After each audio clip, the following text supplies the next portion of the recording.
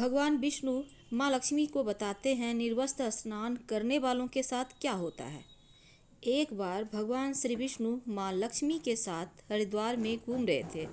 माता लक्ष्मी ने देखा कि सारे मनुष्य गंगा में नहा नहा कर हर हर गंगे कहते जा रहे हैं, लेकिन सभी लोग दुखी और परेशान हैं। तब माँ लक्ष्मी ने बहुत ही आश्चर्य से भगवान विष्णु से पूछा कि स्वामी, गंगा में इतनी बार स्नान करने पर भी इनके पाप और दुख का नाश क्यों नहीं हुआ? क्या गंगा में अब सत्यता नहीं रही? तब भगवान विष्णु कहते हैं, गंगा में तो वही सामर्थ्य है, लेकिन इन लोगों ने पाप नाशनी गंगा में स्नान ही नहीं किया, फिर इन्हें लाभ कैसे मिलेगा? तब माता लक्ष्मी बड़े आश्चर्य से कहती हैं कि स्नान कैसे नहीं किया? सभी तो हमारे सामने नहा नहा कर जा रहे हैं, अभी तक तो इनके शरीर भी नहीं सूखे हैं। तब भगवान विष्णु कहते हैं कि ये लोग तो केवल जल में डुबकी लगाकर ही आ रहे हैं, तुम्हें मैं कल इसका रहस्य समझाऊंगा। दूसरे दिन बहुत ही जोर से बारिश होने लगी। सारी गलियां कीचड़ से भर गई। एक चौड़े रास्ते में एक बड़ा सा गड्ढा था और चारों ओर कीचड़। भगवान विष्णु ने लीला रची और वे स्वयं एक बूढ़े आदमी का रूप धारण करके उस गड्ढे में जा गिरे। लक्ष्मी जी को उन्होंने समझाकर पास में बैठा दिया और कहा कि देखना, तुम लोगों को सुना सुना कर यूं पुकारती रहो कि मेरे बूढ़े पति अचानक गड्ढे में गिर पड़े हैं, कोई पुण्यात्मा इनको बाहर निकाल कर इनके प्राण बचाएं और हम असहाय दंपत्ति की सहायता करें। भगवान विष्णु ने यह समझा दिया कि जब कोई व्यक्ति गड्ढे में से मुझे बाहर निकालने को तैयार हो, तब इतना और कह देना कि मेरे पति सर्वथा निष्पाप है। इन्हें वही व्यक्ति छुए जो खुद भी निष्पाप हो। यदि आप निष्पाप हैं तो उनके हाथ लगाएं, नहीं तो उनके हाथ लगाते ही आप स्वयं भस्म हो जाएंगे। लक्ष्मी जी तथास्तु कहकर और गड्ढे के किनारे बैठ गई। आने जाने वाले लोगों को सुना सुना कर भगवान विष्णु की कही हुई बातें कहने लगी। गंगा में नहा नहा कर लोगों के झुंड आ रहे थे और सुंदर युवती को यूं बैठी देख कुछ लोगों के मन में पाप आया और कुछ लोगों को धर्म का भय हुआ। कुछ लोग कानून से डरे और कुछ लोगों ने तो लक्ष्मी जी को यह भी कह दिया कि मरने दे इस बुढ़े को, क्यों इसके लिए रोती है। कुछ दयालु और चरित्रवान पुरुषों ने उस युवती के पति को बाहर निकालना चाहा, परंतु लक्ष्मी जी के वचन सुनकर वे भी रुक गए।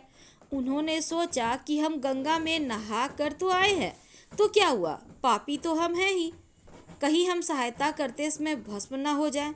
उनके पास कई व्यक्ति आए, परंतु किसी का साहस ही नहीं हुआ। सैकड़ों आए, सैकड़ों ने पूछा, सभी चले गए। शाम होने को आया। तब भगवान विष्णु ने माँ लक्ष्मी से कहा, देखा, कोई सच्चे मन से गंगा में नहाने वाला मिला तुमको? अब थोड़ी देर बाद एक नौजवान युवक हाथ में एक लोटा लिए हुए हर हर गंगा कहते हुए आया। तब लक्ष्मी जी ने उसे भी वही बात कही। उस युवक का हृदय करुणा से भर गया और उसने भगवान विष्णु को बाहर निकालने की तैयारी की। तब लक्ष्मी जी ने उसे रोक कर कहा, भाई, यदि तुम सर्वथा निष्पाप नहीं हो तो मेरे पति को छूते ही तुम भस्म हो जाओगे। उसने उस समय बिना किसी संकोच किए हुए लक्ष्मी जी से कहा कि माता, मेरे निष्पाप होने में तुम्हें संदेह क्यों हो रहा है? देखती नहीं, मैं अभी गंगा नहा कर आया हूँ। भला गंगा में नहाने के बाद भी क्या पाप रहते हैं? मैं अभी तुम्हारे पति को बाहर निकालता हूँ। युवक ने लपक कर उस बूढ़े आदमी को उठा लिया और भगवान विष्णु, माता लक्ष्मी ने उसे अधिकारी समझकर अपना असली रूप प्रकट कर दर्शन देकर निहाल कर दिया। अब भगवान विष्णु ने माता लक्ष्मी से कहा कि इतने सारे लोगों में से केवल इस एक आदमी ने ही गंगा स्नान किया। इस दृष्टांत के अनुसार जो लोग बिना श्रद्धा विश्वास के केवल दंभ के लिए गंगा स्नान करते हैं, उन्हें वास्तविक फल प्राप्त नहीं होता। लेकिन इसका मतलब ये भी नहीं है कि गंगा स्नान व्यर्थ जाता है। गंगा स्नान का पुण्य बहुत है। इसके बाद भगवान विष्णु ने माँ लक्ष्मी से कहा कि अब मैं आपको और भी बातें बताता हूँ जो मनुष्य को नहाने के समय ध्यान रखना चाहिए। नहीं तो वह दुखी ही रहेगा जीवन में। अगर इन बातों का ध्यान रखे तो जीवन में कभी दुखी नहीं होगा। उसके घर में लक्ष्मी का निवास होगा, अपार धन संपत्ति आएगी, लड़ाई झगड़े नहीं होगा, हंसी खुशी से जीवन व्यतीत करते हैं ऐसे लोग। तब माता लक्ष्मी कहती हैं कि स्वामी आप हमें वो बातें जरूर बतलाइए। तब भगवान विष्णु उनको बतलाना शुरू करते हैं। माँ लक्ष्मी ध्यान से सुनने लगती हैं। भगवान विष्णु कहते हैं कि जो औरतें कपड़े खोल कर नहाती है उनके लिए यह बात बहुत ही महत्वपूर्ण है। भगवान विष्णु माँ लक्ष्मी से कहते हैं कि आप ध्यान लगाकर सुनिए।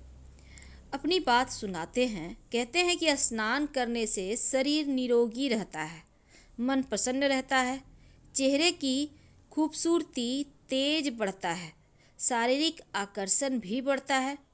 लेकिन रोज जब आप नहाते हैं तब कुछ बातों का ध्यान रखिए, तब आपको इसका पूरा लाभ प्राप्त होगा। नहाने के कार्य में कुछ बातों का ध्यान रखना चाहिए, जैसे नहाने के बाद शुद्ध होकर पूजा पाठ जरूर करें। इसलिए सुबह ही स्नान करना चाहिए और शास्त्र कहता है कि स्नान करने से 10 गुण बढ़ते हैं। पहला, आपका सौंदर्य बढ़ता है, आपका तेज बढ़ता है, आपका बल बढ़ता है, आपकी पवित्रता बढ़ती है, आपका स्वास्थ्य अच्छा रहता है, आयु बढ़ती है, सुविचार आता है और आप निरोगी रहते हैं। धन, स्वास्थ्य अगर आप चाहते हैं तो हर मौसम में हर दिन स्नान करें। शास्त्र कहता है कि सुबह स्नान करने से पाप का नाश होता है। सुबह नहाने वालों के पास नकारात्मक शक्तियाँ नहीं भटकती हैं, इसलिए सुबह स्नान करना सबसे अच्छा है। अगर आपका स्वास्थ्य अच्छा नहीं है तो सर के नीचे स्नान करें, यानी आप बालों को मत धोइए, सर से स्नान मत कीजिए। गीले कपड़े से आप चाहें तो शरीर भी पोंछ लें, तो वो भी एक तरह का स्नान ही है। सुबह सुबह जब सूर्य उदय होता है उस वक्त तक स्नान कर लें तो ये ब्रह्म स्नान है। तेल लगाकर शरीर मल मल कर नदी में स्नान नहीं करना चाहिए। अगर आपको नहाना भी है तो नदी के बाहर ही इन चीज़ों को कर लें, फिर डुबकी लगाने नदी में जाइए। क्योंकि एक और चीज़ है, जिन घाटों पर कपड़े धोए जाते हैं वहाँ का जल अपवित्र हो जाता है या अपवित्र माना गया है शास्त्रों में, इसीलिए वहाँ से कुछ दूर हटकर ही नहाइए। नदी में स्नान करते हैं तो 11 या 21 डुबकी लगाना शुभ माना गया है। पवित्र नदियों में जब आप नहाते हैं तो कपड़े निचोड़िए मत, ये शुभ नहीं माना जाता। नदी में किसी भी तरह का गंदगी तो नहीं ही बहाना चाहिए, लेकिन अगर आप नल की तुलना में झरने का पानी ज़्यादा श्रेष्ठ है, झरने से नदी श्रेष्ठ है, नदी से तीर्थ का पानी श्रेष्ठ है और तीर्थ के जल से ज़्यादा श्रेष्ठ गंगा जी में स्नान करना है। गंगा माता स्वयं कहती हैं कि स्नान करते वक्त कोई चाहे जहाँ भी मेरा स्मरण करेगा मैं वहाँ उनके जल में आ जाऊंगी। भगवान विष्णु कहते हैं, अब मैं औरतों के बारे में कुछ बातें आपको बतलाता हूँ, आप जरूर सुनो। जो महिलाएं कपड़े खोल कर स्नान करती है, हिंदू धर्म में स्नान के कुछ नियम हैं, तो कपड़े खोल कर स्नान करने वाले लोगों को कुछ नियम को जरूर सुनना चाहिए ताकि घर में सुख समृद्धि बनी रहे और खुशहाली आए, माँ लक्ष्मी धन बरसाए। शास्त्रों में कहा गया है कि अगर आप नदी, तालाब या कहीं भी स्नान करते हैं, शरीर पर एक वस्त्र जरूर रखें। निर्वस्त्र स्नान करना शुभ नहीं माना जाता। बिना वस्त्र के कपड़ों का स्नान करना नहीं चाहिए। अगर हम पौराणिक कथाओं की माने तो निर्वस्त्र स्नान करना मनाही है, क्योंकि भगवान श्री कृष्ण के समय से जुड़ा एक पौराणिक कथा के अनुसार जब गोपियाँ सरोवर में स्नान कर रही थी वे निर्वस्त्र थी। उस समय भगवान श्री कृष्ण ने उन्हें समझाया कि कहीं भी बिना वस्त्र धारण किए स्नान नहीं करना चाहिए। जल के देवता वरुण का अपमान होता है, इसलिए निर्वस्त्र स्नान करने की मनाही है। अगर आप सोचते हैं कि कोई नहीं देख रहा है, लेकिन ईश्वर हर जगह है। अगर आप निर्वस्त्र होकर स्नान करते हैं तो वरुण देव का तो अपमान है ही, साथ ही पाप भी लगता है। आर्थिक शारीरिक नुकसान होता है। शरीर पर अगर नकारात्मक ऊर्जाएं भी प्रवेश कर जाती है अगर कोई वस्त्र ना हो तो, जिसके कारण आपकी सोचने समझने की शक्ति, आपका मन नकारात्मक हो जाता है। आप हमेशा नकारात्मक बोलते हैं और सोचते हैं। इसलिए एक वस्त्र अपने शरीर पर जरूर धारण करें, फिर स्नान करें, तभी आपके लिए चीजें आपके पक्ष में आएगी। गरुड़ पुराण के अनुसार जब आप स्नान करते हैं तो आपके पितृ यानी मृत पूर्वज आपके आसपास मौजूद होते हैं। अगर आप निर्वस्त्र स्नान करेंगे तो पितृ दोष लग सकता है। स्नान करने से आपके पितरों की तृप्ति नहीं मिलेगी। यह घर में पितृ दोष का कारण भी होता है। वस्त्र से गिरने वाले जल को ग्रहण करते हैं पितृ, जिनसे उनकी तृप्ति होती है। और निर्वस्त्र स्नान करने से पितृ अतिरिक्त नाराज होंगे और आपका तेज, बल, धन, सुख सब नष्ट होगा। इसलिए निर्वस्त्र स्नान ना करें। पुराणों की माने तो नहाने वाला पानी पूर्वजों के हिस्से में जाता है। निर्वस्त्र होकर नहाने से पितरों के समक्ष बिना कपड़ों के नहाना मना है।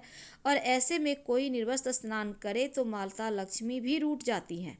आपकी कुंडली में धनहानि के योग बनने लगते हैं। आपकी आर्थिक स्थिति खराब हो सकती है। इसलिए शास्त्रों में कहा गया है निर्वस्त्र स्नान नहीं करना चाहिए। हम आपसे विदा लेते हैं। वीडियो पसंद आए तो लाइक कर सब्सक्राइब करें, शेयर करें, कमेंट करें। धन्यवाद।